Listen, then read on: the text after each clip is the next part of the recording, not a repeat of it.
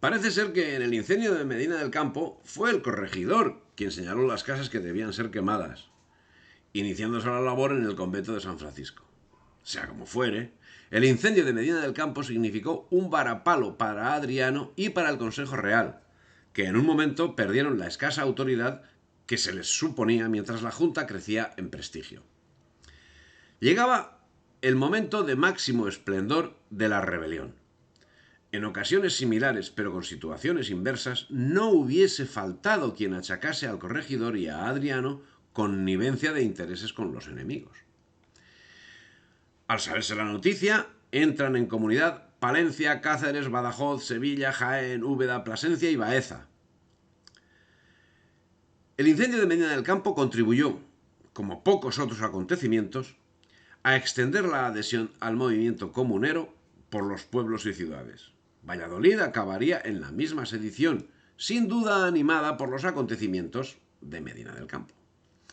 Como consecuencia, también otras ciudades como Cuenca dejaron un tanto aparte su moderación y accedió al envío de procuradores a las juntas convocadas, si bien no tardaron en distanciarse al no participar de las decisiones adoptadas por la Junta.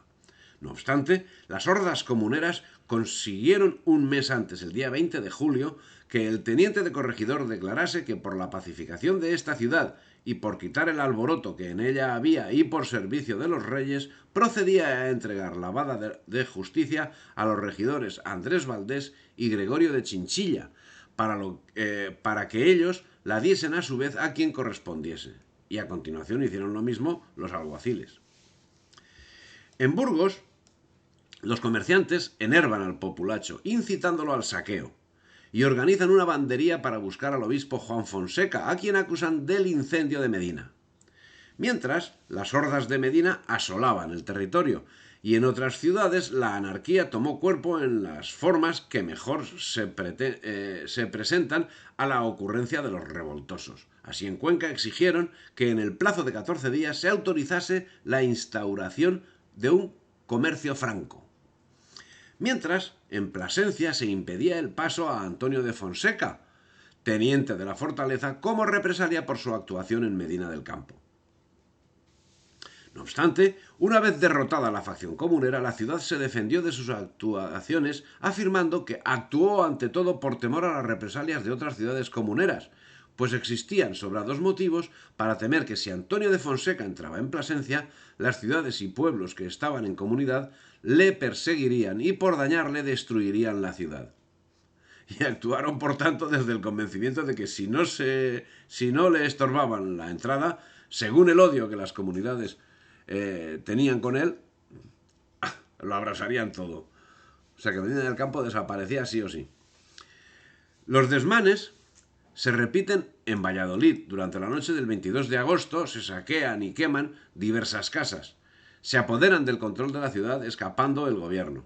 La nobleza estaba presente en el mismo. Valladolid se dio a sí misma un gobierno popular, una comunidad a imagen de las de Toledo y de Segovia.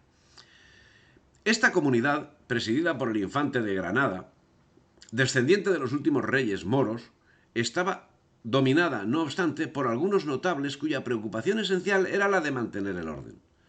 El 25 de agosto todos ellos prestaron juramento de fidelidad a la comunidad. ¿A quién servían estos hombres de orden? Todavía está por demostrar que a alguien más que a ellos mismos. El 29 de agosto, el ejército comunero es recibido triunfalmente en Tordesillas y los caballeros comuneros visitan por vez primera a doña Juana, que el 1 de septiembre nombra a Padilla general de sus ejércitos y le pide que la Junta se reúna en Tordesillas. Mientras, Pedro Mártir escribe al canciller la pésima situación y le señala: esos tus compañeros, el Capro y consortes cerberos, desollaron estos reinos y los dejaron en los huesos. No hay de dónde sacar un cuarto para pagar a la tropa que pudiera poner un dique a este contagio. Disuelta la tropa real y sin esperanza de juntarla, el cardenal y el senado se hallan como rebaño sin perros defensores. Y hacía 3 meses que Carlos había embarcado en La Coruña. Y al compás de los desmanes se iba conformando el ejército comunero, engrosado por los elementos más descontentos de las ciudades, que eran muchos, dada la errática trayectoria del poder real. De esta manera tan improvisada, sin combate alguno, las milicias comuneras al mando de Padilla se enseñorearon del corazón de Castilla al amparo de la explosión de fervores populares, contribuyendo la propia facilidad de su éxito a la minusvaloración de la posterior reacción imperial.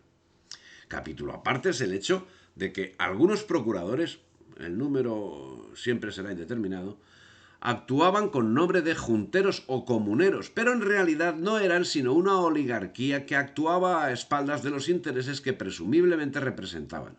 Así, un hecho concreto, la ciudad de Cuenca, nos muestra cómo, mientras el consistorio se alejaba ya de los postulados comuneros a comienzos de noviembre de 1520, los procuradores continuaban apoyando esos mismos postulados, primero en Tordesillas y luego en Valladolid.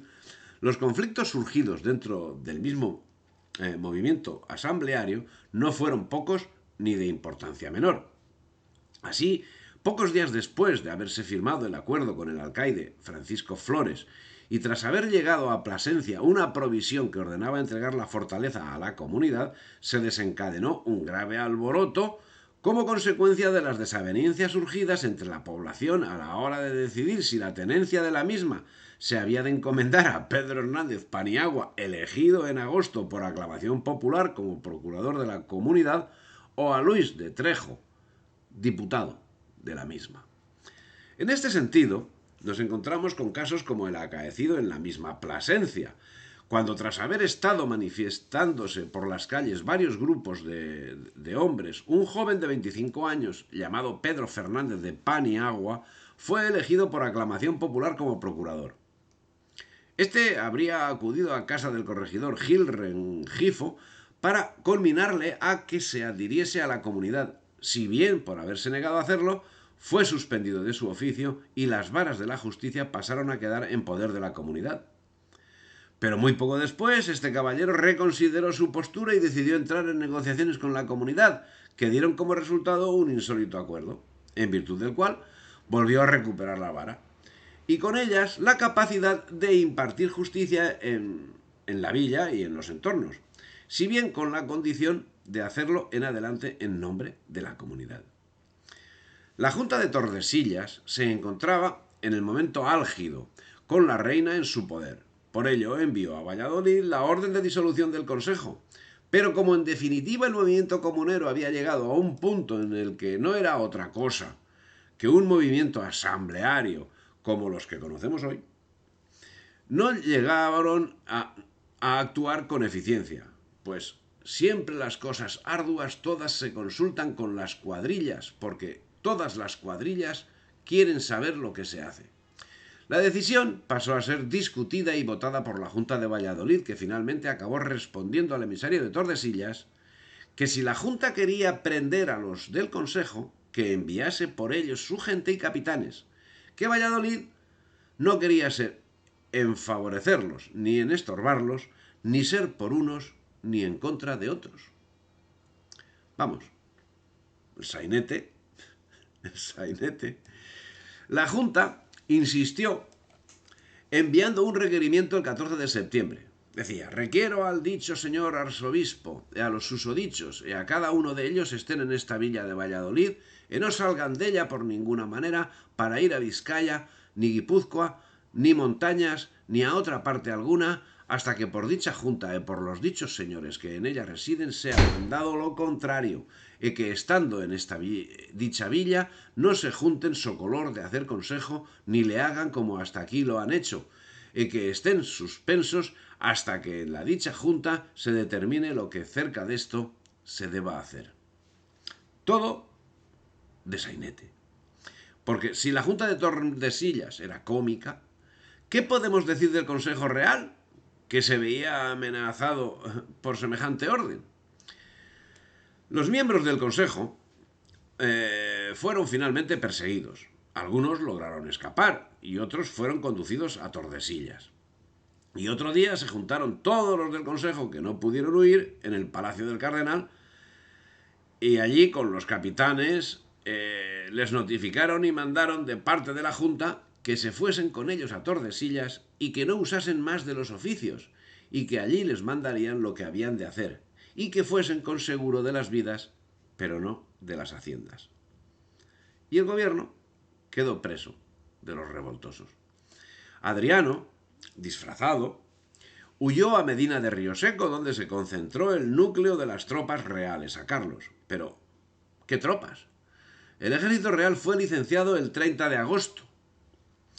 Medina de Rioseco era feudo de los Enríquez, que en 1477 habían obtenido el privilegio de organizar 2 ferias anuales de 30 días de duración, la primera después del domingo de Pascua y la segunda después del 15 de agosto. Por esa razón, Medina de Rioseco se convirtió en el siglo XVI en la ciudad señorial más rica de España.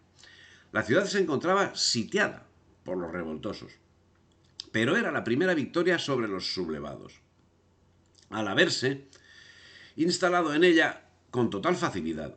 Por otra parte, la reina se negaba a secundar ningún compromiso con los sublevados a título de reina, y las discordias entre los junteros comenzaban a ser evidentes, lo que permitió que el condestable, que ahora comenzaba a pelear más abiertamente contra los comuneros, pero no a favor de la monarquía, pudiese tomar Burgos.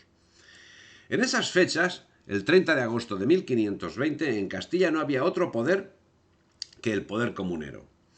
Habían pasado 3 meses y 8 días desde que Carlos había embarcado en La Coruña. Pero una situación extraña se dejaba sentir. Cualquier voz de sospecha que derramase un malintencionado conmovía al vulgo, ya unido y conforme con las atrocidades cometidas a matar al indicado y saquearle la casa. Al vulgo de las ciudades, porque en el campo las gentes no se sumaron a la revuelta. A pesar de todo el revuelo, a pesar del avance de la revuelta que parecía prender en todas partes, el 20 de agosto se refiere Pedro Mártir a los revoltosos, diciendo que vuelan sin alas, pelean sin capitanes. Valladolid se ha turbado. Ya no se hace caso del cardenal ni consejo. El pueblo anda suelto después de quemar y derribar la casa de Fonseca. Para que no todo sea funesto, vaya algo gustoso. Los 3 pueblos que habitan los montes cántabros y son tan aptos para la guerra, los vizcaínos, asturianos y guipuzcoanos, ofrecen venir todos a favor de la corona real siempre que los llamen. Pero lo peor era que los comuneros hablaban mal unos de otros, sin mirar que esta es una de las más viles venganzas de la tierra, de la cual no usan sino gente común y baja.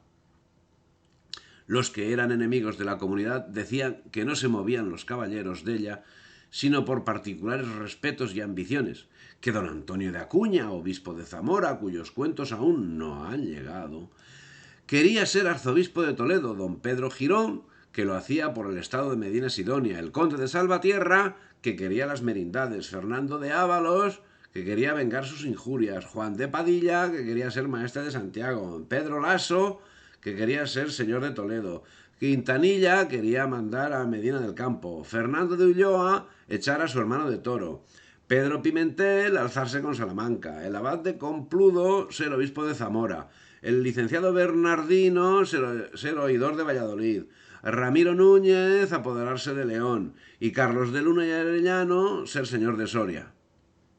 Así andaban las lenguas,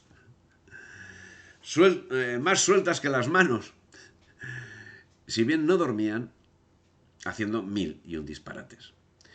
Y ya algunos caballeros se veían tan empeñados y tan adelante en ese desorden que no podían volver atrás, ni tampoco sabían de quién fiarse. En fin, los mismos males que se vienen apuntando. Si te ha gustado el vídeo, dale me gusta, difunde y suscríbete al canal.